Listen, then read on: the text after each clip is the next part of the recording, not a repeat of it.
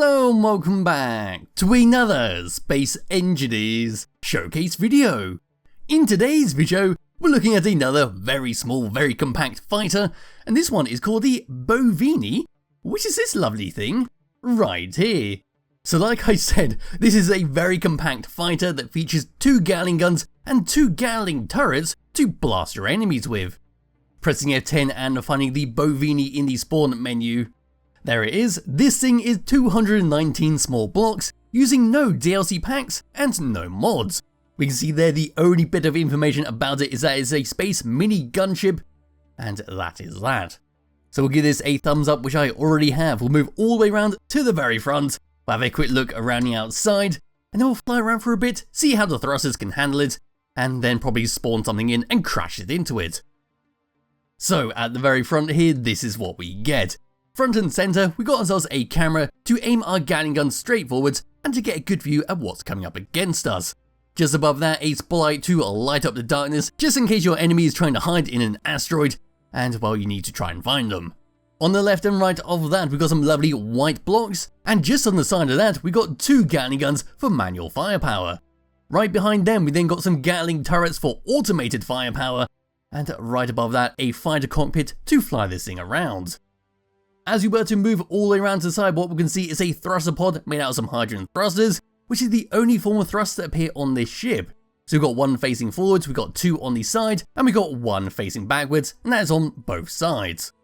All the way down to here and putting on my light, we can see a hydrogen tank sticking out the back, a lone gyroscope just behind our turret, and a connector on the very bottom. If we were to move all the way around to the very back, there is our grey hydrogen tank just sticking right out the back there. A little bit exposed, but then again, at the end of the day, as long as you don't face your back to the enemy, you should be fine. There is the thruster on the opposite side, and we can see our connector at the very bottom. We also have an antenna to make sure we can always find this, along with an air vent to suck in any kind of oxygen and refill our tanks up. And all the way down to the very bottom here, we've got ourselves a landing gear to plop ourselves down on, a ore detector, so we can use this to go out and scout asteroids or scout out on a planet, find precious resources, and right at the very front, that'll lead us to our cockpit. Moving all the way up and above and looking down, that is the front view, like so. Then moving towards the back, there are some more thrusters. We can see all of our conveyors linking everything together, along with the batteries that sit on our side thruster pods. There is a hydrogen tank at the very back, and that is a very brief look around the outside of the Bovini gunship. It's a very nice, like I said, extremely compact fighter that has a lot going on with it for such a small design. So now what we can do is grab hold of my character, we can bring up the HUD, go through what this has to offer, then we'll do a quick thruster test and then slam this into something. So number 1 and number 2 is going to be for our hydrogen thrusters. Number 1 is going to be for our cruise control, where we simply turn off the thrusters facing forwards, so when we start to move forwards, we won't slow down. Turning that on and pressing number 2, that is going to be for the thrusters underneath this ship. So one thing you probably noticed that we've got 4 thrusters under the ship, but we can toggle off these 2 at the back. That is there for planetary assistance, because we do not need that while in space. We're perfectly fine at flying through space, but on a planet, we may need that extra assistance to stop us from slamming into the ground. Number 3 is going to be for our camera straight forward, so we can get a good view at what's coming up against us, and of course to fire our Gatling guns. Number 4 is a very interesting little block. This is our remote control block, where we have the exact same controls as what we got sitting in the cockpit, but we can use it remotely. So say you want to fly this thing into a combat zone, but don't want to risk your own life, you can always take remote control of this, and well, send it on its way. Coming out of that, and pressing number 5, that is for our connector on the bottom to lock and unlock it, or even turn it on and off. Number 7 is for our batteries to auto or recharge, and number 8 is for our antenna on and off. Coming to tab number 2, this is for our firepower, where number 1 is going to be for our Gatling guns to fire them both together straight forwards.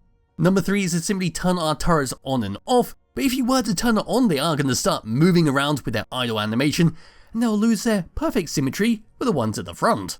So I'm just going to leave them off for the moment. And that is basically it for the hotbar and what this thing can do.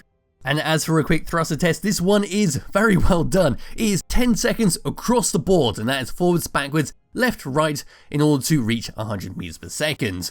The only change is when we activate our secondary thrusters for a planet, that'll simply mean we'll move up in 5 seconds instead of 10 seconds, so that is the only change this ship features. Wheeling my mouse around, this is what we get. We have absolutely no weight whatsoever on this. It is extremely floaty and just feels like you're flying a paper aeroplane. So if you want to, you could always change it down in the gyroscope controls. We come into here and say drop it down to about 60%. That'll add a little bit of meat onto the controls and makes it a bit more responsive, a bit more meaty, and generally what I prefer. So now what we can do is, I think we can just go and spawn in a big old ship, and then we can just shoot it with the guns and slam ourselves into it. And here we go, I've just spawned in the Albatross, I've given it to the space pirates, and I've disabled their guns, because it's going to be very unfair to put a small block ship up against so much firepower. It's simply going to get shredded like a tiny piece of paper, and that's why I really wish they were to implement the shield mod into the base game.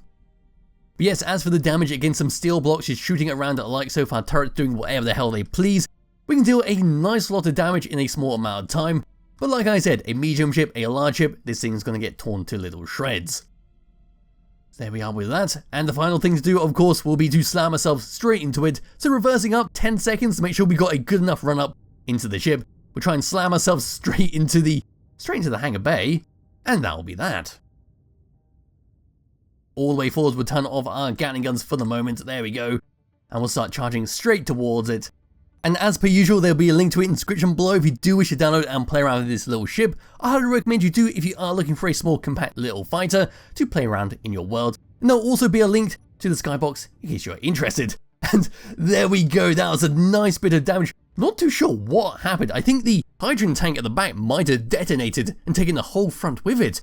But now we can see the internal view of our cargo containers and where our ammunition would be stored. There's our oxygen tank at the very back there. And I believe that could be part of our spotlight that should have been at the front. Then we've got this other little bit floating around over here, which I think is one of the side thruster pods. Yes, that is that for the Bovini. So thank you all for watching, and I'll be back with another video some point soon. Bye bye.